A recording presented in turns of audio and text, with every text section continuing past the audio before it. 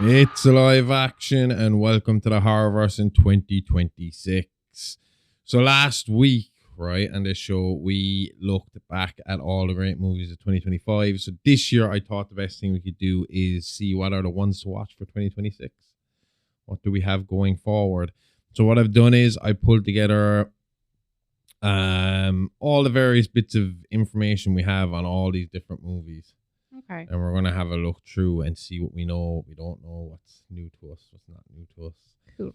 Obviously, there are movies that we're looking forward to. Not necessarily not everyone. movies, but there are ones we're Everybody's looking looking forward to the first one. Yeah. Scream 7. Yes. I'm always nervous when they're finishing off one of their trilogies. That they're going to shit on what they've done. Well, I didn't like Scream 3. I admit it. People keep going on about it, but I'm not a fan of Scream 3. I've seen people argue that Roman Bridger is the best fucking Ghostface, and I just do not get it. I don't get it. I don't think he's the best Ghostface. I also think that I like 3. I do like 3, but if you look at the storyline as a whole, he's just kind of fucking thrown in there. Like he's just kind of plucked out of their hats. Yeah, I like 3 in the sense of I watch it.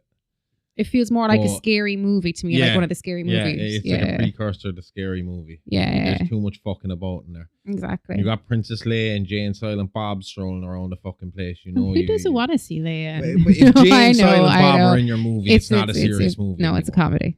It by default. It's. And if Patrick Warburton is walking around your movie, it's a comedy. Who's Patrick Joe Warburton? from fucking Family Guy. Oh, yeah, I know. Instantly a comedy as soon as he shows up. Yeah. So it just, it's a comedy, not a fucking, I don't know. I'm just worried because when you look at Scream 3, how they had to change so much from the original idea to what they ended up with. Are you afraid they're going to bring in like a long lost sister? Well, we're in the exact same position. We had 2 movies. We were heading for a third, and then they had to switch everything because an actress said something that was right that pissed off people who were wrong. And now we're jumping into this whole new fucking story, kind of blind, with a bunch of dead people coming back to life. Yeah. So that worries me a little bit, as much as I like some of those dead people. So we'll have to wait and see. It releases on the 27th of February 2026. It is directed by Kevin Williamson, which again, this brings me up a little bit because I mean that's the big problem with 3 as well. Kevin Williamson had nothing to do with it. Yeah. So there's that. Screenplay by Williamson and Guy Busick. Story by Busick and James Vanderbilt. So it's the same guys who wrote the first 2 in the Scream 5 and 6. Yeah. That are a part of this again. So there is that little bit of a kind of an up of like, you know, at least, whereas with Scream 1, 2, and 3, Kevin Williamson and Wes Craven did 1 and 2, and then 3 came along and they dumped Williamson for someone else who wrote that shit show of a fucking movie. Bet you was satisfying when they went back to Kevin Williamson. Who wrote Scream 4? Scream 4. Why does it do that to me? Kevin Williamson. Yeah, so they went by, so he had nothing. I think he might have had a producer role more than anything in 5 and 6. So it's good to have him back here for this. But yeah, I mean, like, at least it's not a complete change in team. You know what I mean? Yeah. Oh, definitely. Yeah. You still have the same guys writing the story, so they can adapt what their original plans were into this.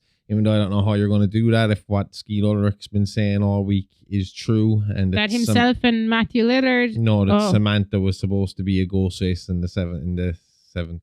So it's probably the idea that you were talking about in our Horrorverse headlines a few weeks ago. What idea was that? When you said have her turn into a ghost face, as in and tell nobody, and just have Jenna Ortega click. She's gone mad. Anyway, we have Neve Campbell coming back. Is a legacy final girl, Sydney Prescott. Courtney Cox coming back as Gail Weathers. Mason Gooden and Jasmine Savoy Brown returning from the Core 4 as Chad Mindy. Oh, yeah. They're going to be linked up to Courtney Cox somehow. Oh, Cuba Gooding Jr.'s son. Am I right? Yeah. And then new cast members, we have Isabel May playing Sydney's daughter, Joel McHale playing Sydney's husband, McKenna Grace. Again? Anna, yeah, she's in everything now.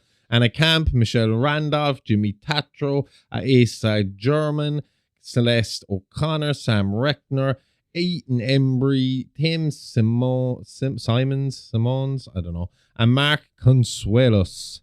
As always, Ghostface will appear voiced by Roger L. Jackson. I wonder, will he do a Darth Vader in the end? Said his voice. Will he sign the rights of his voice as Ghostface? I think it's one of those voices that it'd probably be better if he did. Better for the franchise. I feel like, unlike Vader, you're probably... I don't know, I'd say with Vader, you probably would have been able to find a good copy. I mean, like, Bugs Bunny hasn't been the same person since the start of Looney Tunes. And Kermit's changed. They've all had to change over time. So, I mean, Roger L. Jackson, I think that's a voice you could get away with changing slightly, and no one would really, you try and get a voice changer. Just get something similar, as close as possible, or you'd find someone who'd be able to do his voice. I know who could do his voice. Skarsgård. And I assume Pennywise could 100% do Roger L. Jackson's voice. I don't know. I'm telling you, he could. You can tell by the way he talks as Pennywise. He could do that voice. He has that kind of... The scream voice is very kind of almost smooth talking when he's talking. He's very relaxed, chilled out until he starts getting angry. Well, that's what I'm thinking about, is when he kind of breaks into that kind of frenzy. Angry. Talks like... Oh, yeah, I can do it. Kind of talks like this. And all over the place. But I'm sure he doesn't do that in real life. But when they did him as fucking Pennywise, the guy, the actual human Pennywise that it takes over, that takes the shape of, he was talking like that in regular fucking to everyone as well. Yeah, but I don't think he actually talks like that. If you think of him saying, what's his name? Oh, hello. I forgot the kid's name. Hiya, Charlie. Georgie. Charlie. Who the fuck is Charlie? How are you, Georgie? Yeah, but if you think of that gravelly kind of tone in his voice, I know he's still kind of like sing-song. He's still kind of got that gravelly. I'll have to see him more. If we ever get to interview him, I'm asking him to do that. We'll watch his version of Crow and see how he does. I still haven't seen that. We can do it. So the official logline says the story centers on Sidney Prescott now living a new life, whose quiet town becomes terrorized when a new Ghostface killer emerges. The main threat becomes her daughter, whom Ghostface targets. Sidney must confront her darkest fears and past in order to protect her family and end the bloodshed. It's set in a fictional town, often reported as Pine Grove, Indiana, though the name, like some location details, may yet be subject to change. According to one of the returning cast members, this iteration will feature what they call the most brutal Ghostface ever, but they have said that in the past about other ones, suggesting a darker, possibly more violent slasher tone than most entries. Note, beyond that, official plot details remain tightly under wraps. There are rumors, unconfirmed. For example, one source suggests that the film might use past Ghostface identities through deep fake / resurrection style tech to mess with the character's mind. I want Stu to be alive. I don't want deep fake. I think that's exactly what it's. Do you think is what it is? I think it has. I suppose it has to be given the climate at the moment. Like, I think considering what Scream is and its meta of and talking about what's going on at the time, my only worry with Scream is, especially when you constantly have, and I love Scream, but with the constant returning cast, when does this get old? Even Laurie Strode knew to fuck off for about 4 or 5 movies. You know? Sydney fucked off for 2 movies. A movie. Oh, 8. Yeah, no, you're right. A movie. Because they wouldn't pay her enough. And again, yeah. Otherwise, she would have been in that movie too. You know? Yeah. It just... I don't think you need her. And I think they've proved that you don't 100% need her in the movie. I just feel like how many times can the same shit happen to the same person over and over and over and over and over and over and over and over again? Yeah, Bruce Willis only got 3 out of him. Wasn't there? Die Hard 4? No. 5? At least 6? 5. There's at least 5. There's Die Hard, Die Hard 2, Die Hard with a Vengeance, Die Hard 4, A Good Day to Die Hard. There is the 5 main Die Hard movies. Yeah, you're right. Die Hard, Die Hard 2, Die Hard with the Vengeance, Live Free or Die Hard, and A Good Day to Die Hard. I knew that. Like I said, I'm always looking forward to a new Scream, especially if it's done well. And the last 2 I've enjoyed. I'm just worried that if you don't take long breaks between these movies, especially when you have little fuck ups like they just had, I call that a pretty big fuck up. That it kind of, you know, maybe it was a good idea to have your 2 successful movies and then fuck off for another 10 years. You could have just left it at instead of let's start a new trilogy. Yeah. You know, I mean, we talked about the Terminator not so long ago doing the exact same fucking thing on the Horrorverse headlines. We're talking about reboots, things and all this kind of shit. And then they're doing it again. And it's like, but, you know, they've had 3 first parts of 3 trilogies fail on them. And we didn't get the rest of the trilogy. Sure. No, if rumors are true, the rumor is that we have a part 8 has already been greenlit and like ready to go, and that it's going to be like released a year later, the same way they did with Scream 2 and Scream 6. Within 1 year of the release of the previous movie, the new one was out. So they're talking about doing that again. And there is rumor that they might let us have a cliffhanger ending this time, meaning the Ghostface would survive from one movie to the other. We might find out who it is. There might be someone over him, which would be cool then to bring Stu back in that scenario. Yeah. Of we have the Ghostface, we've killed the Ghostface, and then again. Because there was always this rumor that in Scream 2, at the end when she walks out into the college kind of quad area there, and they zoom out and you can see like a clock tower and stuff like that, that there was supposed to be another Ghostface sitting there watching her. I heard that, yeah. And that would lead us into part 3, kind of shadowing that someone had been watching over and then everything. Columbine. But they cut that scene long beforehand. Oh, did they? Because I mean, that comes out in 97, and the third one doesn't come out until 2000. Oh, yeah. It went 96, 97, 2000. Yeah. 2011. So they took a good 11-year break. 18 or 19? 19, I think. Scream 5 was 2022. 22, sorry. 22. So yeah. So it was a good, okay. Yeah. I'm just hoping that, I think at this point in this franchise, they need to grow a set of balls and do something different. Sydney gets killed. They need to make a jump. No, that's not what I mean. But they need to do something different. We need a different ending. It can't just be the same old fucking story again. Yeah. It can't just be another obsessed fan. It can't just be another pissed off family member. It has to be something bigger. Okay. Otherwise, it's like watching, just imagine watching an anthology show where the fucking story is the same every year. Yeah. With slight, tiny differences. No, I agree. You're eventually going to get sick of that fucking anthology and stop watching, yeah? Yeah. It gets predictable. We know how this goes, you know?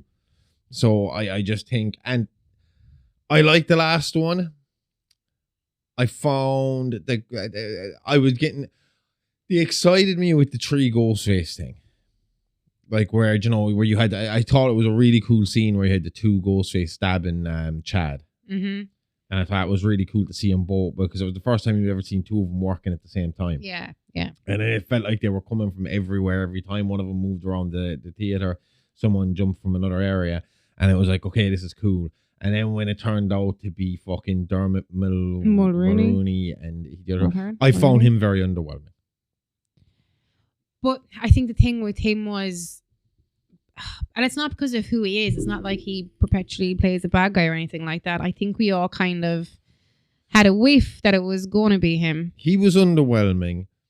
His daughter, we had assumed, was dead. I hate this fucking shit of we killed somebody, because that's, in the real world, that's next to near impossible to fucking fake, especially in those circumstances. See, kind of helps that wasn't he the It chief of still police? doesn't make. He wasn't a chief. He was just a cop. I thought he was the chief. He was just a cop. Oh, was that all? And then on the other side, then you had the son, Ethan, was it? And he was a non-entity in most of the fucking movie. Do you know? Yeah. And then their other son was the other Ghostface. Am I right in saying that? Yeah, it was Richie. Richie. From the one beforehand. So it just felt, you know, like it was a good idea, but I just thought the execution on his performance on it wasn't the best. It was probably my least favorite Ghostface reveal in terms of intensity, because I love the way when it comes to Ghostfaces, usually they can really turn on the psychopath when it's time to fucking reveal themselves. Oh, yeah. Like Jack Quaid going from mild-mannered, nice boyfriend to absolute fucking lunatic. Perfect. Billy and Stu, yeah, we probably saw that coming a little bit, but they still did the right amount of fucking crazy in it. They even in the did. TV They show, just came across like fucking teenagers, like the right kind of. You didn't think it was craziness. It was just teenagers. In the second one, I think everybody knew that at least one of who one of the two was, and that was going to be Timothy Oliphant. Oh yeah. Because and if you he paid was attention to the fucking background, you dead realized who the other one was. And no, she went beyond me. That actually pissed me off a little bit when I first watched it, because I felt like she was. When I first watched it, I paid so little attention to her as a character that when she popped out, like, her. But that's and then what when I they mean. revealed who she was, yeah, I was like, okay, kind of makes sense. But I was like, well, wouldn't have. But she's a background character in a lot of scenes in it. So if you really paid attention to everything going on, you would have seen, why is she popping up the whole time? The third one, for all its faults, I don't mind the Roman Bridger being her fucking brother fucking storyline. I don't mind the whole her mom was raped and then fucking didn't want anything to do with the child fucking storyline. I just think they didn't lay enough breadcrumbs towards fucking Roman for him to ever be anyone I give a shit about. I agree with that more than what I said a few minutes ago. I would 100% agree with you there. He was just bang, he's the killer. Yeah. You know, he just didn't make it. Yeah, and then the fact that he again, like fucking your one in Scream fucking 6, was shown dead. It's just like, well, fuck. You know, you've taken the guesswork out of it. There's no fun because now. It could be anybody. Could be anybody at these bodies, anybody walking around. I think 4 did the best. And then 4 again. 4, yeah. With the psycho fucking, you know, that psycho. That's what I look for, is this from normal to psycho. They did it well in the TV show when they did it with Kieran, the boyfriend. When he fucking finally shows his true colors. Everybody knew, kind of guessed it was him as well, but when he finally shows his true colors, there's this switch, this facial switch, this tone of voice switch that's essential to the reveal. And I'm just kind of fucking hoping that I just don't think Dermot Mulroney, is that his name, Mulroney, is it? Mulroney, yeah. He didn't fucking really hit that for me. It is Mulroney, isn't it? Mulroney, yeah. Yeah. He didn't hit that for me. He seemed deadpan. Like, he didn't seem emotional enough about the whole fucking thing. It just didn't seem to... He didn't care as much to be looking for that much revenge. I think Dermot Mulroney for me is always, and it's only because the first place I saw him was my best friend's wedding, and then you have him the love interest in Shameless. It was like Shameless was the first too much of a kind of like a pretty boy kind of casting or something like that. Really? Yeah. Oh, he was a heartthrob back in my best friend's wedding days. Was he? The 90s, apparently. Oh my God, are you getting jealous? I could call you a heartthrob as well. No, I just never fucking pictured him like that, because I saw him in Shameless, and he was just the old... A dick in Shameless. Well, he was the much older man chasing fucking Fiona around, and he was, you know, an ex-alcoholic. Don't get me wrong, I like him as an actor. I just don't think that he's right for a Ghostface. Yeah. He didn't bring it. No, he didn't. And I mean, the setting, the backdrop to everything was perfect. The whole fucking shrine was perfect. I liked that. I could have put up with the fucking fact that the daughter faked her death. I could have put up with the other brother being involved, because you're going to have a character. If there's 3 of them, one of them is going to have to be quiet in the background somewhere. Yeah. I just felt like he needed to step it up a bit for the psychoness. I mean, like, again, look at Laurie Metcalf when she finally reveals that she is Billy's Laurie mom. Metcalf is fucking good lunatic. crazy. She's brilliant crazy. Yeah. And outside of this, these guys. Hang on a minute. I am right by saying that they wrote the. Where am I? Who? Guy Busick. He wrote James Vanderbilt. He wrote the last two as well with Guy Busick. James Vanderbilt. So, yeah. Speaking, that's where I was making the connection because Guy Busick also has written our next one, Ready or Not 2, Here I Come. And I was not sure how they were going to manage a sequel to this movie. I'm still not sure, but I know it's going to be good. So this is coming out on April 10th, 2026. So cast and characters confirmed and announced. So returning in new cast characters, we have obviously Samara Weaving returns as Grace McCauley, survivor from the first film. Katherine Newton, who plays Faith McCauley, Grace's younger sister, new character for the sequel. She was in Annabelle. Not Annabelle. What's the one with Dracula's daughter? Also written by Gary Busick. Not Gary Busick. Guy. Abigail. She's the girl in Abigail. Not Abigail, but I always call it Annabelle as well. It's Abigail. Yeah. Sarah Michelle Gellar is in this. Elijah Wood, David Cronenberg, plus Sean Hatoisi. Don't know that, no. Nestor Carbonell, Kevin Durand, Olivia Cheng, and others to round out the ensemble cast. So the rumor that, or what we know so far about the plot, is the story picks up after the events of the first film. Grace, the only survivor of the deadly game played by her in-laws, returns. The twist: Grace's victory apparently comes at a steep price. Now the most powerful and wealthy families on Earth have turned their attention to her. Ooh, the Rothschilds.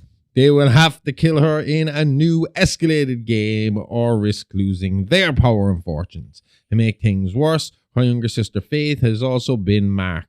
That means Grace must once more survive a brutal game, this time to protect not only herself, but her sister.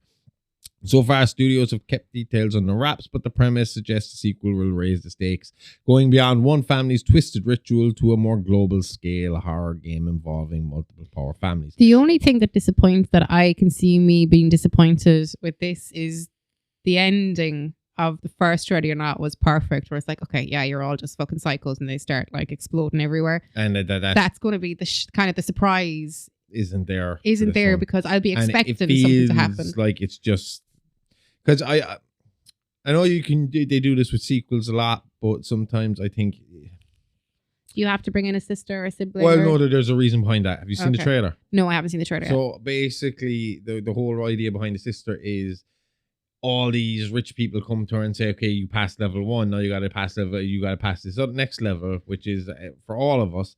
And she's like, well, I'm not going to play your stupid fucking game. And then they turn around and unmask the girl sitting next to her, who's her sister, and goes, you play the game or we kill her. Oh, okay. I'd like to see how all this links back into the Game Maker. So it's just essentially the first movie, but with higher stakes for... not really. It's just going to be the first movie leveled up a bit. Do you think they'll be all in like the one house again, or will it be around a city or a town or an office building? It seems like it's kind of all over the place from what I could see in the trailer. You just need to go find yourself a panic room. Job done. Yeah, but I mean, it does seem like she starts in a hospital and then works out from there, but I think it's a bit more broader. And again, that's kind of what they do with the sequels, isn't it? They just gotta up it and go wilder. Yeah. I know. I trust these guys, these writers, these directors. Like I said, the last two Screams have been good. The last Ready or Not was good. Yep. They haven't done anything to piss me off yet. Solid movies. So let's just Abigail was good. And that was them, yeah? That was them. That was... I keep calling him Gary Busick. He's GB. Guy... Yeah, I'm pretty sure it's Busick. Guy Busick, yeah. Oh, I'm thinking of Gary. Okay, yeah. That was him with Abigail. Where is this? Yeah, Busick, yeah. Busick. I knew I had the second name right. And R. Christopher Murphy. They're the two writers. While Matt Bettinelli Oliphant and Tyler Gillette will direct it. They were the directors for the last two Screams. They are Radio Silence. Oh, did Gary Busick also write Bloodlines? Final Destination Bloodlines. Did he? That was okay. Sure. Yeah. So I mean, like, We'll trust them. we will trust We'll them. see. Next one up is Evil Dead Burns, and I know nothing about this at all. I'm looking forward to It's this. expected in the 24th of July, 2026 in the cinema. How do you feel about this idea of them moving? I suppose since they had to move away from Ash, about them going more anthology with this, more kind of separate stories. Well, I mean, it makes sense that if that kind of shit is happening, that it wouldn't just happen to like one man. But having said that, I loved the last movie as well, because it is probably like Evil Dead. That first trilogy is probably my favorite 3 horror movies. I like the tone. I like the era that they were made in. So I do miss that a tiny bit. The kind of, I suppose it wasn't comedy at the time, but like the fun in it is that's exactly what it is. The slapstick of it. I do miss it, but I do like the darker feel at the same time. But for me, Evil Dead is splatterstick. Yeah, but to me, the Evil Dead is splatterstick, but it doesn't mean I'm not looking forward to this movie. Hey, the last one was more violent. The last 2 have been more violent. Oh yeah, like that. The first new one, the first kind of reboot. The remake. The remake. That was that made me shiver in parts. Like when she licks the edge of that knife, I don't like it. It is one of these movies. Doesn't stick with you. Yeah, there's a handful of movies, and you can show it to me as many times as you fucking want. Can't remember it. We've come across a few of those movies lately. Every time people mention the remake to Evil Dead to me, I picture scenes from the Friday the 13th remake. See, I can't I remember. don't know why, Yeah. but that's every time someone mentions Evil Dead remake, the scene that comes into my head is the Asian dude inside in the garage when Jason sneaks up behind them. I wonder if they come out the same year. No, they didn't. Friday the remake was 2009. So I wonder why it gets. Just does not stick with me whatsoever. I can't fucking remember anything about it. The first 3 Evil Deads, no problem. The last one, no problem. But the remake, never, ever, ever sticks. I could not tell you how that story goes start to finish. Well, it's pretty much the first one. Like, is it? It's pretty much onto it. There's the tree scene and all is in there as well. I'll have to watch it again. Well, having said that, I when we first sat down, I think as a couple, when we were kind of first together, the first time that we sat down to watch The Evil Dead, you were like, the tree rape scene? I'm like, yeah, the tree rape scene. So, I mean, what we know about this movie is the film is being described by the director as a nasty film, a film that hurts, from which you come away tested. That suggests a return to visceral horror, likely strong gore, intensity, possibly supernatural horror tied to the usual demon deadite mythos familiar to the franchise. It is positioned as a spin-off standalone entry, not necessarily a direct continuation to the previous film, Evil Dead Rise. So yeah, I think, but see, this is what I'm talking about when it comes to Scream. Why can't they go down this route with Scream? That can't just be happening to Sydney if there's a psychopath out there. If Stab is this big of a fucking sensation in the Scream universe, why is it only people around this one particular group who continuously commit these crimes? Why can't we have a Scream Europe? Why can't we have a Scream fucking... Why does that... I was even thinking about how cool it would be to watch through the eyes of someone who is obsessed with these Stab movies, who starts criticizing. Like, I was thinking to myself the last day, I was like, how cool would it be to see Ghostface in a tactical fucking SWAT team style suit? Like, looking at these fucking movies and thinking, this is fucking stupid. You're going to get caught in the robes. Look at all these characters. This character keeps falling over and all that. If I was going to do it, it would be army boots. It would be black tactical pants. It would be like Batman with a fucking Ghostface mask on. And it's like, laser crosshair guns. Why not go that route? And then why not show that with a different, and just show Ghostface killers in different scenarios? I know they kind of talked about doing that with Kirby. The character of Kirby. See Kirby go bad. Not at this stage. No. Where she, as an FBI agent, will be hunting down these different. There's talks of a spin-off for her where she'll be hunting down serial killers. Kirby Ghostface hunter. But it would be interesting to have Ghostface become more anthology and move away from the core people, especially as they age up. You have to assume we have to be coming to an end of Courtney Cox and Nev Campbell in these fucking movies. Well, yeah. Do you know? Have to. At most, they're going to get this last trilogy out of them, and then they'd have to fucking say that. I'd say this would be Courtney Cox's last one. Genuinely. If it's a trilogy that they're signing on for, Or are they signing on for trilogy? I don't know, but if this continues from fucking 7 to 8, then they're going to have to, aren't they? But I think this is the best way to deal with it. You don't have to worry about getting the same actors back every time. You can switch up the story here and there. We can do it differently every fucking time.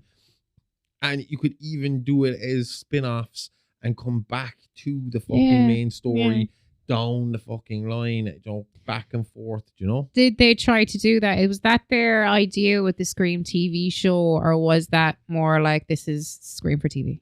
Do you know, this is the movie, but we're making it for TV and geared at a younger audience? Scream or do you think it was because there was no plans of a movie at the time? Oh, okay. Yeah. Do you know? Yeah. But that probably would be, it's a good idea. It's essentially what you would be doing, yeah. Okay. You know, I mean, you look at Scream Resurrection with Tyga and all them.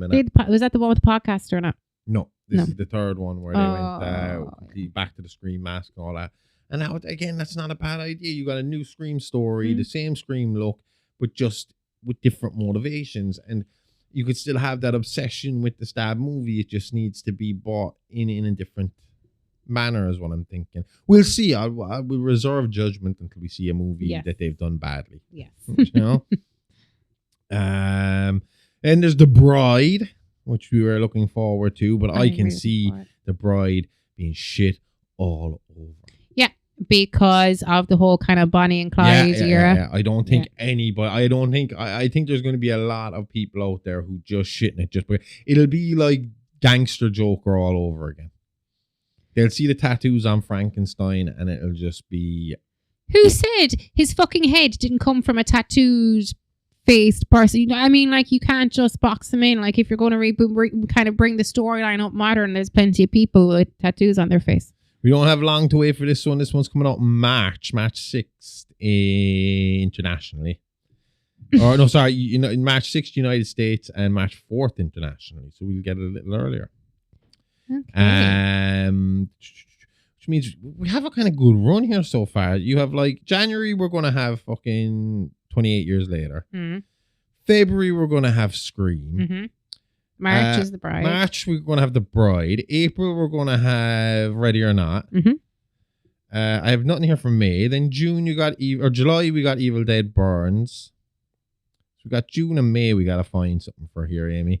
Anyway, The Bride has gotten an R rating for strong, bloody, violent content and sexual content, nudity and language. So we might see a big old Frankenwiener flopping around in this movie. I wonder, do they take it off with the legs, or do they go find a different one not a better one, a different one from a different corpse? It'll be interesting to see how it plays out. You have Jessie Buckley, who plays the bride. Christian Bale playing Frankenstein's monster, or the creature who seeks the bride. Annette Bening playing Dr. Euphonious, the scientist who helps create the bride. Peter Skarsgård plays a detective. Who is Dr. Frankenstein? Dr. Euphonious, I'm assuming. Oh, maybe Frankenstein's already in existence and he goes to somebody else, a different doctor, and says, I need a companion. The monster, the creature, like? Yeah. Peter Scott, yeah. So other cast members is Penelope Cruz, Jake Gyllenhaal, Julianne Hu. That's about it. Are you sure you're going to be able to watch the movie if Penelope Cruz is in it? I've gotten over that. I can't keep blaming her for Johnny Depp's drug problems. You had an awful thing against her for like a few years. It was just, I just felt not her personally. I understand when you don't like a character. Sometimes it's hard to. Bugged me. Sorry, I was just checking there to see if Jake Gyllenhaal happened to be Dr. Frankenstein, but he's on IMDb. His character has yet to be established, so we do not know. I am having a look here, see if I can find anything. And The Bride. I can't see anything about it. All right, so Story is set in 1930s Chicago. The creature, lonely and longing for companionship, asks Dr. How'd you say it again? Euphonius to help create a companion for him. They bring a murdered young woman back to life. She becomes the bride. What unfolds is more than a simple resurrection. The bride's rebirth triggers a combustible romance, draws police attention, and reportedly sparks a radical social movement. The film has been described by those involved as a punk monster movie, a bold, rebellious take on a classic monster tale. Tone-wise, expect horror plus romance plus possible political social undertones. Not a tame retelling, but a stylized reimagining. I just hope people kind of fucking accept that. It's a reimagining. Exactly. You've gotten Frankenstein once already this year. Yes. Within 12 months, you've gotten Frankenstein. We don't need it to be told to us again by fucking Miss Gyllenhaal. But if it is what I'm saying it is, and that he's already in existence, he wants to find a companion, so he goes to this new doctor to help him find. But what I'm saying is, what if people want to see it as part of the storyline and not see it as a reimagining? Maybe he's been wandering the earth for like 100 years. Maybe take it as a sequel to what just came. Yeah. Then it's not going to piss people off that it's in the 1920s. Yeah. I wonder what he'd feel at. So it's definitely a big different take on the classical version. Especially considering the bride only has a very small part in the actual Bride of Frankenstein. And it's basically to say we should not be here and I don't want to be with you. Poor Frank. So it makes my heart break. It's a huge difference from what we know, from what we've seen. It is, but I do think she deserves her own fucking movie. So I suppose we just have to, again, wait and see how that goes. When is this one out? This one is out in March. Is that what you said? This one is out in... Yeah, March. Yes. So again, not long 4th to wait. 6th. We will find out and we will see. But I have an awful feeling people will not be happy because it won't be what they want it to be. But stop going into movies thinking this is going to be exactly what you want it to be. Take it for what it is and make your mind up after if it's what you wanted or not what you wanted. Just enjoy it. Or just watch the trailer. And decide whether you want to watch the movie or not. I wonder if we'll get an Irish premiere because good old Jessie Buckley's from over the road. Friend of yours, isn't she? Acquaintance from school a long time ago. She wouldn't recognize me if she saw me now. But I'm just saying, as in we're in Kerry. She's from Kerry, but it'd be nice to get an Irish premiere. Yeah. They might do it in Dingle out in Cillian Murphy's new cinema.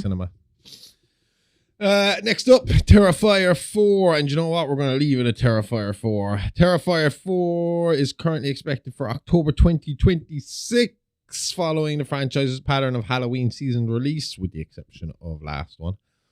Did the last one come out at Halloween? It did come out at Halloween, but it was Christmas themed. We kind of celebrate Christmas a wee bit early last year. So obviously we have Art the Clown returning, and along with Sienna Shaw. So what we know so far is the film will reportedly delve into Art the Clown's origin story, a major first for the franchise. That origin reveal is expected to happen early. So the start of the movie, we are going to find out what the fuck is up with Art the Clown. Director Damien Leone has said this installment will tie up loose ends and serve as a finale to the current story arc. So he's not saying we're not going to get more Terrifiers. He's just saying that this story of Terrifier, like I said about Sienna's story is coming to an end. Yeah, we're going to move on. Not that she's going to die. It's just her story arc is. And whatever the demon is that fuels Terrifier can come about again in a different storyline down the line is what I'm getting from it. I cannot fucking wait for this movie to come out just for the storyline. It's surprising because every time I say let's watch the Terrifier, you like grimace a little bit. Your face just crunches up and it's you have this thing that I crunch my face up every time you suggest watching. Not every time. I literally said to you the other night, do you want to throw on Terrifier? Throw on Terrifier is what I said to you. Those are my exact words. But I really need to figure out if Sienna's dad is the armorer. Anyway, so Leon has described the movie as really intense and experimental, promising, and the last half an hour will be crazier than anything they've done before. The tone is expected to return to the slasher roots of the series rather than the holiday-themed vibe as the previous sequel had. I'm looking forward to seeing the origin story. I'm looking forward to seeing all this, everything about this. I'm expecting this to be far more supernatural than the last 3. Yeah. I think there's going to be a lot, because obviously Sienna has to go to... She fell into hell at the end, didn't she? She fell into that demon kind of place. Yeah, there was like a rectangular kind of pit thing. She's got to save her cousin. I refuse to believe that her brother is dead. No, I didn't see it. Bullshit. Didn't see it. Didn't happen. If it doesn't happen on screen, it doesn't happen. Yep. The one thing I would ask you, right? Mm-hmm. Because I think anyone from the 90s onwards, if you had asked them from that generation, our generation, who was the scariest clown up until recent time, Pennywise, Tim Curry would have been that's what made me afraid of clowns. That's what people, if anyone who was afraid of clowns, they would reply with, Pennywise the clown made me afraid of clowns. Everyone I spoke to before I saw it for the first time was terrified of Tim Curry's Pennywise. Never scared me, but everyone was terrified of him. Now we have Skarsgård's Pennywise, right? Yeah.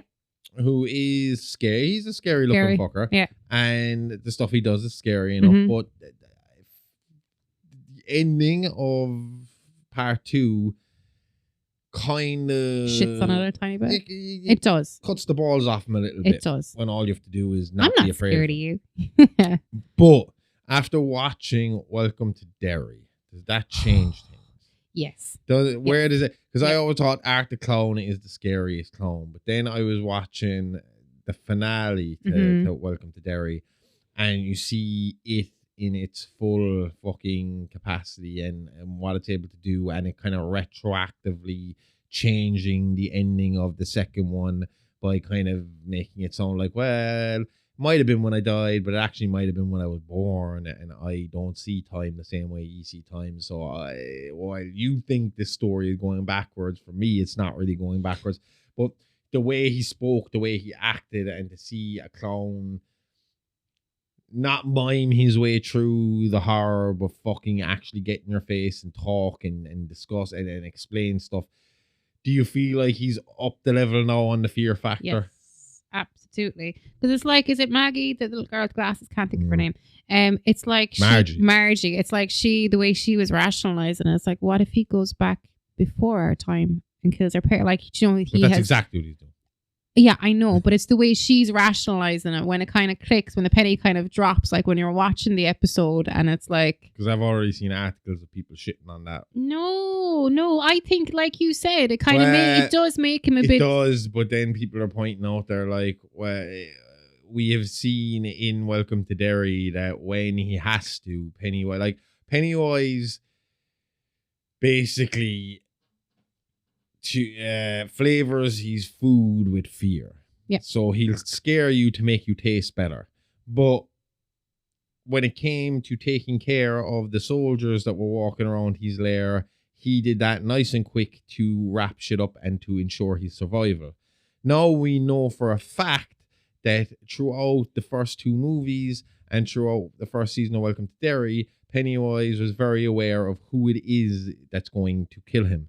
So instead of walking around fucking flavoring his food, why didn't he just kill the people who were the big threat to him in the first place? Why is he having to go back and cause all this weird chaos beforehand? Why didn't he just go back and kill the parents and then just be like, well, that's that job done. Now I can go back to fucking scaring people and eating them. Why did he decide I'm going to go back and scare these people when I already know that their children are going to be the cause of my demise? Now, obviously, you kind of save yourself a little bit with the whole thing of maybe it's when I was born. Maybe I work backwards. So then that kind of changes things again. But that's where the main complaint is at the moment. It's like, we know that he has the ability to just make snap judgments and kill people really, really quickly. Why is he fucking about so much when his own existence is on the line? Because he can, because go watch an episode of Doctor Who.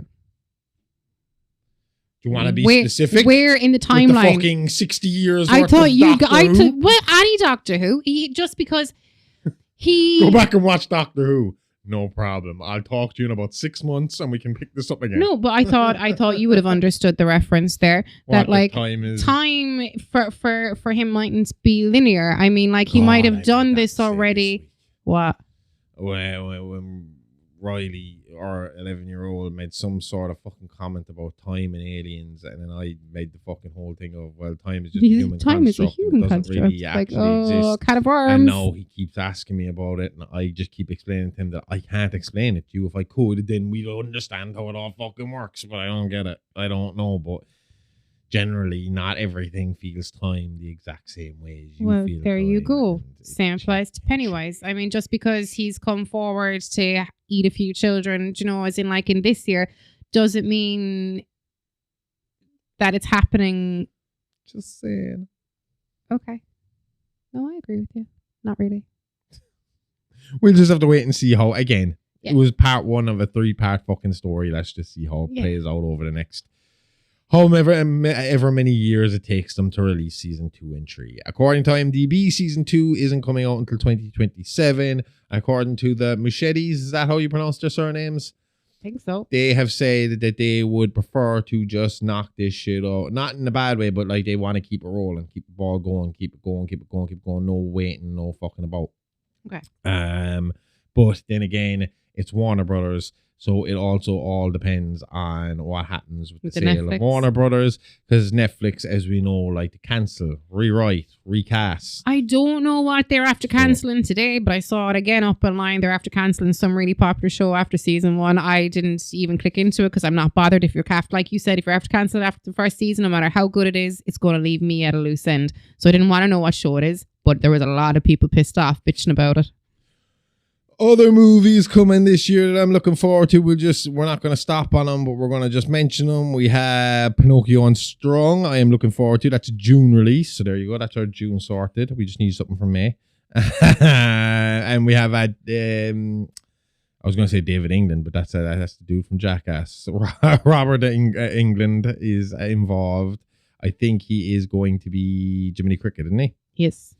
We also have coming out this year Clayface, which might not sound like a horror, but it is. It's a horror, body horror by DCU. It is going to kind of, I think it is in the Matt Reeves universe, so it's going to be in the Batman universe as opposed to the James Gunn DCU. Okay, so a bit kind of darker. That one's coming September 11th, 2026. So I am also looking forward to that one. That should be good. And that's going to play off, apparently, massively play off of the Batman animated series. All of them are involved. What? All of them are involved. Sorry. James Gunn. Well, James Gunn produced it. Yeah, but he is essentially the head of DC. Oh, sorry. I thought you were saying that he has. So it's not his universe, but it's. I get you now. He's in charge. He makes the final decision. It's like that dude that does it for Marvel. Yeah, so it's going to be heavily based off of the animated series from the 90s. There's a 2-part Clayface story in that where you see him, how he transforms, what becomes of him, how he goes from actor to this, to that, and the other. Yeah, there's a few stills here, all right. They look kind of fun. So I'm looking forward to that. That'll be good. TV-wise, hopefully we'll get season 2 of Welcome to Derry. We have Crystal Lake coming. We have... There was another one in my head that I was thinking of earlier on, and I can't fucking think of it now. Crystal Lake. Welcome to Derry. What was the other fucking horror show that was coming that I was like, this should be good? Is it next year we're getting... American Horror Story has lost some of its, a good bit of its bite for me, but Jessica Lange is coming back for the next season, and I cannot fucking wait to see her. I don't know if that's next year. It is, yeah. It's the next one coming. But there was some other fucking TV show. There's Widow's Bay, Crystal Lake, Untitled Conjuring, Carrie. Oh, Carrie! Mike Flanagan. So that's what we have to look forward to. Welcome to Derry, Crystal Lake, and Carrie. Hopefully, Welcome to Derry. I am hoping to God that they just keep going with that, because I don't want to be in my mid-40s watching the last fucking series. With the effects and stuff that you might... It's 3 seasons. Just get it fucking knocked out. It's not that hard. 3 seasons, 10 episodes, not even 10, 8 episodes. Do people forget about when TV was just regular TV and shows were required to release like fucking 6 months worth of television in a fucking year? There was like fucking 20 sitcoms did 20 to 30 episodes per year. How much CGI was used in sitcoms? Charlie Sheen once got pissed off with anger management, had 100 fucking episode contract with him, and released a 90 episode fucking season 2. It's not that hard. What, a 10 episode season 3? No. The first season came out. Yeah. Sorry, there was about 20 episodes in the first season. Oh, and the second season has like 80 episodes. Okay. Because he just wanted to get them done. And that was kind of when he was starting to really, really spiral hard. So, we got a lot to look forward to this year. There's more, obviously, that we're not mentioning. The Halloween game, that'll be fun when that comes out. Oh, yeah. I'm looking forward to playing that. My kids looking forward to playing that. We're all looking forward to playing that. Sure. So, a lot to look forward to this year. When's the Halloween game coming? I think around September. Decent. You're not to buy it for yourself. Oh my God, is What's Her Face in American Horror Story season 13 as well? Jessica Lange? No. The skinny little blonde girl with the quiet voice who used to ride Pete Davidson. Oh, Ariana Grande. That's the one. Oh God, is she? There's a picture of her here right in front of me here, confirmed for 2026. Emma Roberts, Billy Lord, Ariana Grande. Yeah, October 31st, 2026 is when it's. Do we know what Halloween. the news? What the news? Kathy Bates. Is? I thought she was in it. Kathy Bates. I think it's the last season of it, so I think there's a lot of people coming back. It? Yeah, because Jessica Lange said she was not coming back for us. She was not. And she Kathy was done Bates with pretty it. much said after Matlock, I'm retired. Yeah, exactly. And then Ryan Murphy, that's his name, isn't it? She went to Jessica Lange, was like, please come back. It's our last season. And she was like, I will come back. Is it definitely the last season? This is what I read. I'm going to double check now. Feels like it's been there forever. Makes sense. Season 13, you and me watched the first season together, like within the first month or two of us going out. Yeah, that was we're going out 13 Murder House, years in January. Yeah, it's expected. There is speculation that there could be that it could be the final one, but I read this that Ryan Murphy approached Jessica Lange, who said that she wasn't coming back for any season. Said this is our last season, and that was the only reason she agreed. I actually meant it was the last season we'd use you. After everything's filmed. Anyway, that's it. We'll be back next week with an Amy episode on It's Live Action. I've been waiting to do this one for 2 years. Well, then it better be fucking good, right? It better be good. top quality, fucking top notch. I love this story. Because you have been bitching and moaning at me to do this for years. And you kept I wanted to save it for a different fucking movie that we do on the fucking main show. No, I have to push that movie back for a while because I want to redo the Texas Chainsaw Massacre. And I had to leave you do this or I'd never hear the fucking end of it. I'd pop. Let's see how that goes. See you next week for an Amy episode. Bye.